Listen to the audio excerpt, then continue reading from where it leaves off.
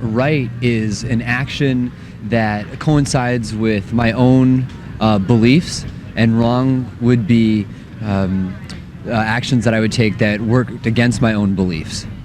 Morality would be actions that I would take that served what I perceived to be the common good, or the vision that I had for the direction that humans should be working in. Well, I think that the only place to get that vision would be from the collection of experiences that I had over the years. I would say you just have to use your gut instinct to know what is right and wrong.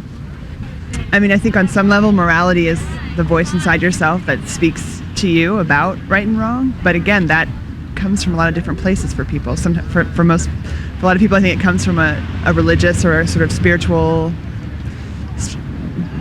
infrastructure that they've either gained through their upbringing or chosen to embrace. I mean, I feel like morality is one of those questions that's pretty complicated. I mean, it always has been, but it seems very complicated these days, and I certainly don't feel like I have any real sort of accurate definition for it, and I wouldn't want to presume to think that I did, you know. Okay. In some ways, I think it's a very private thing, even though it's spoken of often as something very public, you know. So. The word right and wrong. I don't know, but I would have to put some kind of thing in there that said it was subjective, because it really depends on what perspective you're looking at it from. I guess it depends who you are.